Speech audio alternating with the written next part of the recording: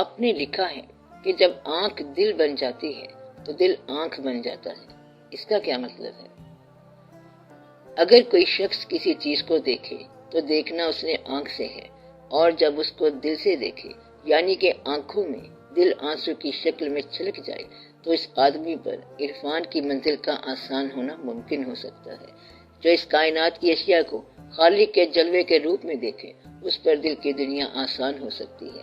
مطلب یہ کہ وہ دیکھے کہ نور بنانے والے اللہ نے کیا چاند بنایا، کیا سورج بنایا، اور اس طرح دیکھے کہ اس کا پورا دل اپنی آنکھوں میں آ جائے۔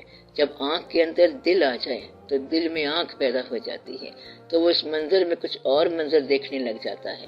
جس نے منظر کو محبت سے دیکھا اس نے منظر کے اندر ایک اور منظر کو دیکھ لیا، یہ ہے اس کا مطلب۔ تو اس نے اس روپ میں کچھ اور روپ دیکھا تو وہ پھر اپنی ذات سے نکل کر کسی اور ذات میں چلا جاتا ہے۔ جس طرح مجنوں سے کہا گیا کہ تیری لیلا کالی ہے تو اس نے کہا کہ تیری آنکھ نہیں ہے دیکھنے والی، تو اس نے کچھ اور ہی دیکھ لیا۔ جب تک تم کچھ اور نہ دیکھو یہ حجاب ہے، پھر یہ آپ کی دنیا داری کی محبت ہے۔ اگر کچھ اور دیکھ لیں گے تو پھر آپ کا دوسرا سفر شروع ہو جائے گا، پھر اللہ کا نام لے لیں گے۔ ہر چہرے میں آتی ہے نظر یار کی صورت، احباب کی صورت ہو کے اغیار کی صورت، پہچان لیا تجھ کو تیری جلوہ گری سے، آتی ہے نظر فن سے ہی فنکار کی صورت۔ تو آپ فن میں نہ کھو جاؤ بلکہ فنکار کے پاس چلے جاؤ، بنانے والے کے پاس چلے جاؤ۔ یہ ہے اشیاء سے ذات کا سفر۔ جب تم اشیاء سے ذات کا سفر کرو یا صفات سے ذات کا سفر کرو تو پھر تمہیں پتہ چلتا ہے کہ آنکھ دل کب بنتی ہے اور دل آنکھ کب بنتا ہے۔ اگر آپ نہیں بولتے تو پھر چند باتوں کو یاد رکھ لو کہ زندگی جو ہے اس کو اپنی منفعت کے علاوہ دوسروں کے لیے منفعت بناؤ۔ اپنی منفعت دنیا تک ہے، اور اگر آپ دوسروں کی منفعت کریں گے تو وہاں تک چلے جائیں گے۔ یہ چھوٹی سی بات ہے، اس کو یاد رکھنا کہ آپ کی زندگی اس دنیا میں کس کے کام آئے گی۔ دوسری بات یہ کہ کیا آپ کی زندگی کسی ایسے آدمی کے ایسے وقت میں کام آئی جب وہ دعا مانگ رہا تھا کہ یا اللہ کوئی انتظام کر؟ کیا یہ مشکل بات ہے؟ نہیں سمجھ آئی؟ جو شخص یہ دعا کر رہا ہو کہ یا اللہ کوئی سبب بنا، بھوکا ہوں کھانے کا سبب بنا، اگر اس وقت تمہیں کھانا دے دیا جائے کہ اس کو پہنچا دو، تو تم یہ سمجھو کہ اللہ تعالیٰ نے اس آدمی کی دعا کی تاثیر کے لیے تمہیں چن لیا۔ ایسا وقت ضرور تلاش کرو کہ کسی انسان کی دعا کی تاثیر کے طور پر تمہیں اللہ تعالیٰ نے بھیجا ہو کہ یہ کام تم کر کے آؤ۔ اس آدمی کا کام دعا تھا اور وہ دعا مانگ رہا تھا۔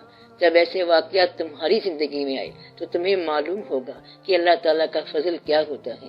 یہ ضروری بات ہے، اور اپنی زندگی میں استغفار کرتے رہا کرو، وظیفے کے طور پر کرتے رہا کرو کہ یا اللہ ہم سے جو غلطی ہو گئی وہ معاف فرما دے، استغفر اللہ۔